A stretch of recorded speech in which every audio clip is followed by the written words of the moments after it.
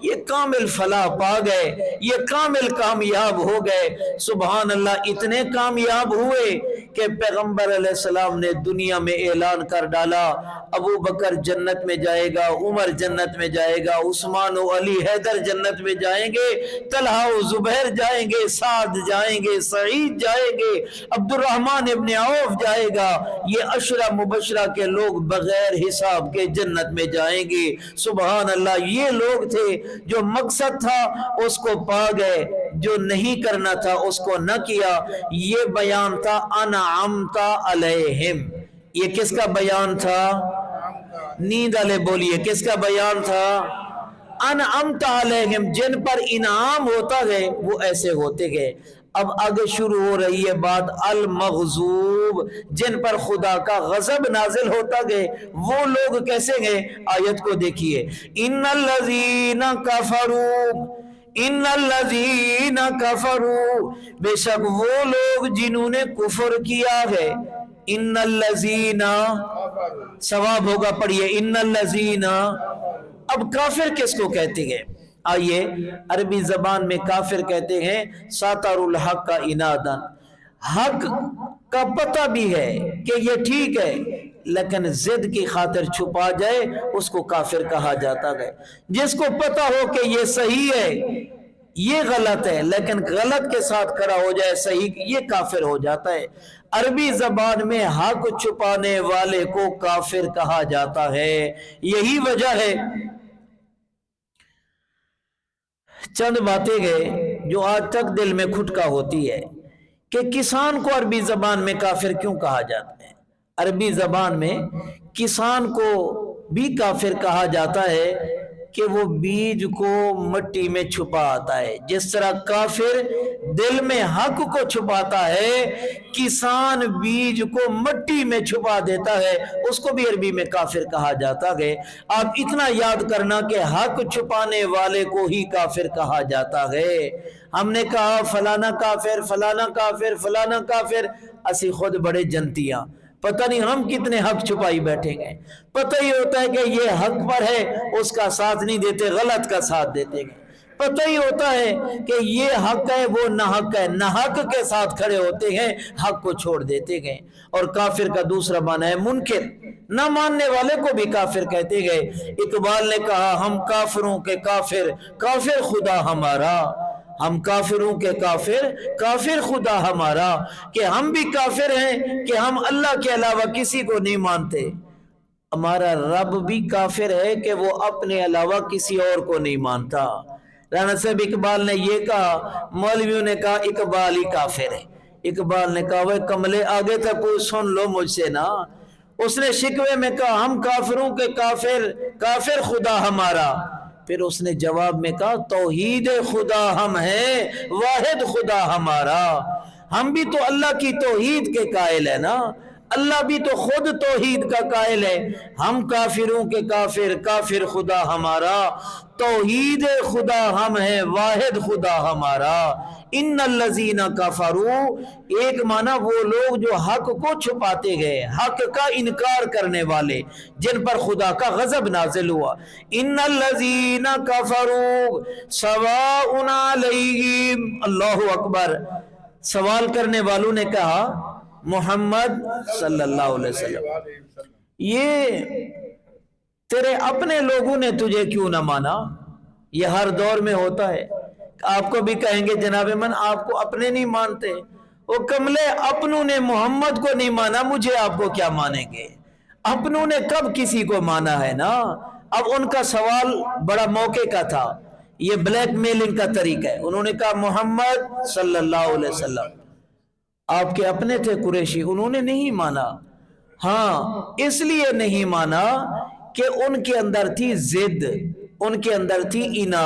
جہاں پرسوں کے سبق میں پڑھا تھا انا آ جائے وہاں ہدایت نہیں آتی، جہاں ضد آ جائے وہاں ہدایت نہیں آیا کرتی۔ ابو لہب کو پتا تھا کہ یہ محمد الرسول اللہ صلی اللہ علیہ وسلم، لیکن کٹتی تھی، ناک کٹتی تھی، کہتا تھا نہیں مانوں گا، ہم اپنے باپ دادے کا دین نہیں چھوڑ۔ یہاں بھی وہی سوال کا جواب آ رہا ہے، ان الذین کفروا، بے شک وہ لوگ جنہوں نے کفر کیا گئے، सवाउन अलैहिम बराबर है उन पर, अअनज़रतहुम आप उन्हें डराएं या ना डराएं, ला युमिनूना वो ईमान नहीं लाएंगे, बवजह इनादी होने के, जिद्दी होने के। मेरा मोहम्मद सल्लल्लाहु अलैहि वसल्लम उन्होंने ईमान नहीं लाना, आप उनको डराए या ना डराए, वो जिद के अंदर आ गए। जहां जिद आ जाए वहां हिदायत नहीं हुआ करती, जहां जिद आ जाए वहां झगड़ा हुआ करता है, हिदायत नहीं हुआ करती। ये है जिन पर खुदा का गजब होता है, उनमें जिद आती है, जब जिद आती है रब की रहमत मुंह मोड़ जाती है।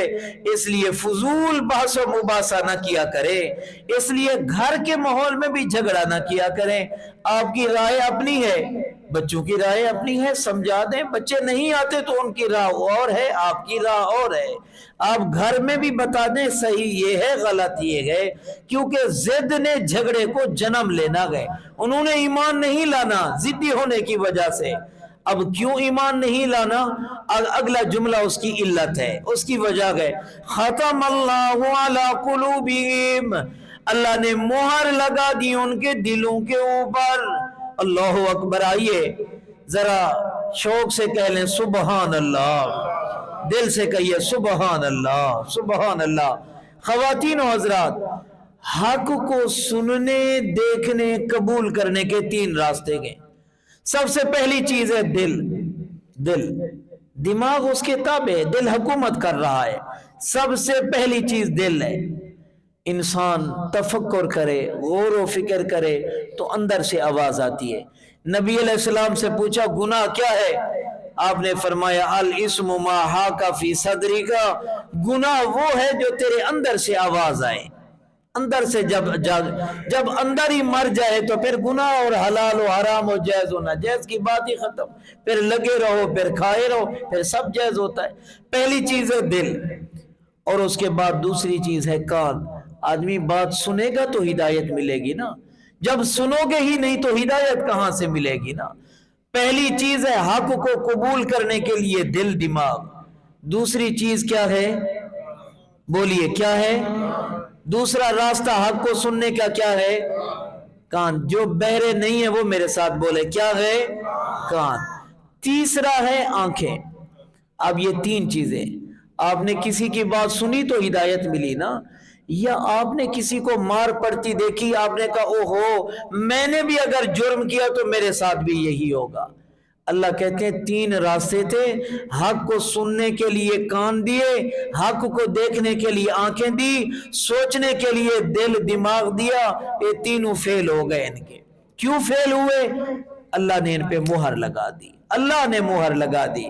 अब खान साहब एक सवाल है, या अल्लाह ये तो बड़ा जुल्म है, मुहर आप लगा दी, कहते ईमान नहीं लाएंगे। यहाँ उलमा मिसाल देते हैं, मैं उसको अर्ज करके आयत के करके बात खत्म करते गए। अल्लाह हम सबको कुरान की सही समझ अता फरमा दे। रजा साहब, आपके मोहल्ले में एक हकीम रहता हो, डॉक्टर रहता हो, उसने नमाज पढ़ते हुए किसी मरीज को देखा, बल्कि हकीम की बात ही, हकीम तो बैठे हुए हैं, हकीम साहब तो बैठे हुए हैं, बात आ गई है ना। चले हकीम साहब के अल्लाह रिज़्क में भी बरकत अता फरमा दे, अल्लाह हम सब के रिज़्क में बरकत अता फरमा। आमीन में कंजूसी नहीं हुआ करती, आमीन में कंजूसी। माशाअल्लाह अमजद साहब आ गए हैं, आप सबको इंशाअल्लाह सखावत सिखा देंगे, ये टेंशन नहीं लेनी। सारे कह लें सुबहान अल्लाह। मिसाल समझिए, हकीम साहब ने, डॉक्टर मुआलिज ने दवाई उठाई और नमाजी को कहा भाई आपकी बीमारी पहले स्टेप में है, आप दवाई खा ले।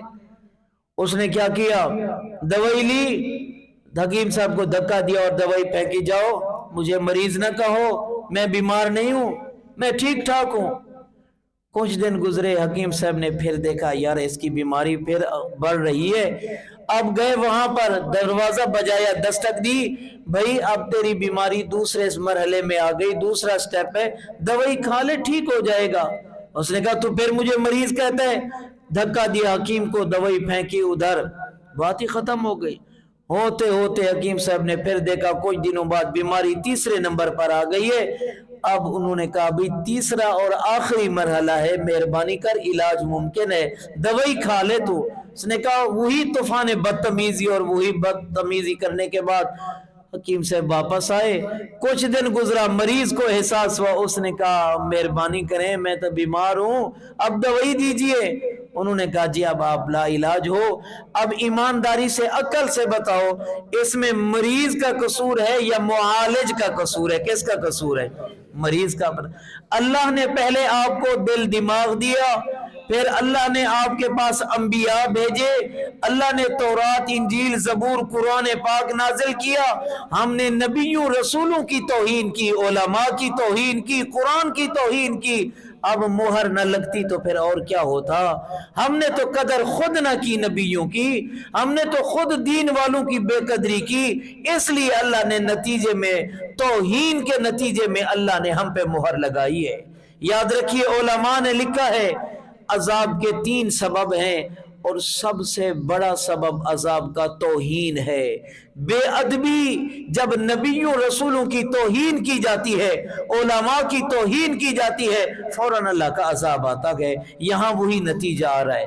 ختم اللہ علی قلوبہم، مہر لگا دی اللہ نے ان کے دلوں کے اوپر، وعلی سمعہم، اور ان کے کانوں پر۔ اگر آپ تھکے نہیں تو ایک حدیث سنانا چاہتا ہوں، سارے کہہ لیں سبحان اللہ، سبحان اللہ۔ کان ہے نا، یہ کان رانا صاحب حق قبول کرنے کا بڑا ذریعہ ہے، شرط کان کھلے ہوں بندہ صحیح ہوئے۔ ایک صحابی ہے جس کا نام ہے عامر ابن طفیل، سارے کہہ لیں رضی اللہ تعالیٰ، بڑا لین لاڈ بندہ ہے، سردار آدمی ہے، قبیلے کا، اپنے قبیلے کا نواب آدمی ہے۔ قریشیوں نے سنا عمرو ابن طفیل آ رہا ہے، اور اس کی اگر ملاقات ہو گئی نا حضرت محمد مصطفیٰ صلی اللہ تو یہ چلا جائے گا۔ جب عمرو جائے گا تو اس کے پیچھے اس کا خاندان اور برادری جائے گی۔ کیوں کہ ابو بکر آیا تو پھر اس کے پیچھے بلال آیا ہے نا، ابو بکر آیا تو پھر عمر کے ساتھ عثمان بھی آیا گئے نا، عثمان آیا تو پھر سینکڑوں عبد الرحمن آیا گئے، یہ لوگ تھے نا۔ آپ جس لیول کے ہوں گے اس لیول کے لوگوں کو لائیں گے۔ اب جب عمر آنے لگا، قریشیوں کو پتا چلا او عمرو ابن طفیل آ رہا ہے، انہوں نے فٹافٹ کیا کیا، آبادی تھوڑی تھی، بیٹھ گئے، کپاس، کاٹن، ایک کپاس اٹھا لی، کہنے لگے عمرو ابن طفیل کو یار تو ہمارا بڑا اچھا دوست ہے، سردار آدمی ہے، خیال کریں ہمارا رشتہ دار ہے، اس کا نام ہے محمد، سارے مل کر کہو صلی اللہ، اس کے قریب نہ جائیں، وہ جادوگر بندہ ہے، اور اس کی جو سنتا ہے بس اس کا ہو جاتا ہے۔ اللہ کہتے ہیں نا کان بھی ایک ذریعہ ہے حق سننے کا۔ وہ آیا، اتفاق یہ ہے کہ عمرو ابن طفیل نے طواف شروع کیا۔ کیا شروع کیا ہے؟ اللہ ہم سب کو نصیب فرما دینا، سبحان اللہ۔ طواف شروع کیا، حضرت بھی وہاں تھے، حضرت بھی طواف میں تھے۔ اب اس عمرو ابن طفیل نے کانوں میں کپاس ٹھوسی ہوئی ہے کہ حضرت سے ملاقات نہ ہو جائے۔ یہ کہتا ہے میں نے ایک چکر بھی پورا کیا، دوسرا ہی پورا کیا، دل نے کہا اوے تو اتنا پاگل ہے، اپنے قوم قبیلے کا سردار ہے، نواب آدمی ہے، سن تو صحیح کہتا کیا ہے۔ اللہ جب لے کر آتا ہے نا سبحان اللہ، وہ سن تو صحیح۔ وہ قریشی دیکھ رہے ہیں سامنے کہ خیال کریں اس کو ہاتھ نہ دینا، اللہ اکبر۔ آج کل بھی آپ کو کہیں گے ان کو ہاتھ نہ دینا، ان سے نہ ملنا، اللہ اکبر۔ اس نے کپاس نکالی، شیک ہینڈ کیا، اس نے کہا مسموع کیا نام ہے؟ آپ نے کہا محمد، بولیے سارے بولیے صلی اللہ علیہ وآلہ وسلم۔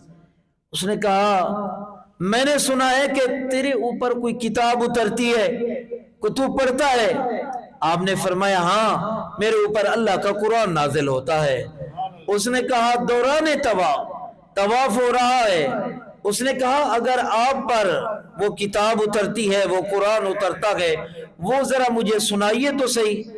رسول اللہ صلی اللہ علیہ وآلہ وسلم نے، خواتین و حضرات، سورت کا نام ہے سجدہ، پارے کا نام ہے اتلما، 21واں پارہ۔ آپ نے سورت سجدہ شروع کی، آپ نے اس کو سنانا شروع کیا طواف کے دوران۔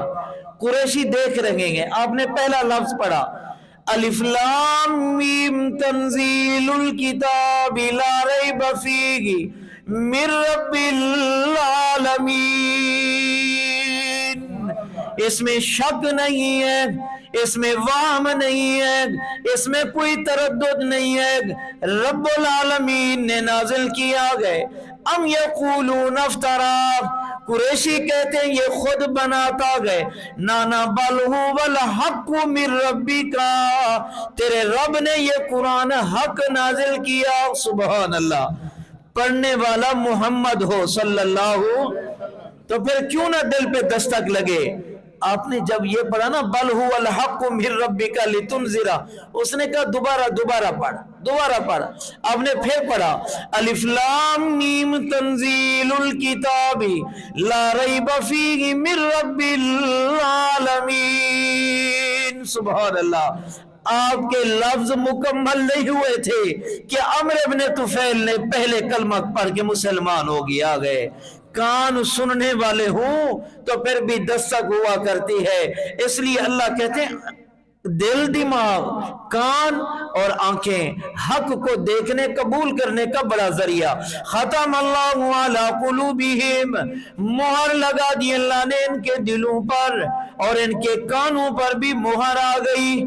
हक आ नहीं सकता, अब गंद निकल नहीं सकता। इनके कानों के अंदर गंद आएगा, कुरान अच्छा नहीं लगेगा। वअला अबसारिहिम गिशावा, और इनकी आंखों पर पर्दा आ गए। हर चीज नजर आई, मोहम्मद नजर ना आया सल्लल्लाहु अलैहि वसल्लम। अब नतीजा क्या निकला, वलहुम अज़ाबुन अज़ीम, आखिरत में इनके लिए बड़ा अजाब है। अल्लाह हमें महफूज फरमा दे। दुनिया में दिल दिमाग खत्म, आखिरत में अजाब मिला। ये बयान था अल मग़ज़ूब अलैहिम का। इंशाअल्लाह जिंदगी रही तो कल पढ़ेंगे वलज़्ज़ालिन का बयान। सुब्हान रब्बिका रब्बिल इज़्ज़ति अम्मा यसिफून व सलामुन अलल मुरसलीन वल्हम्दुलिल्लाहि रब्बिल आलमीन। ला इलाहा इल्लल्लाह।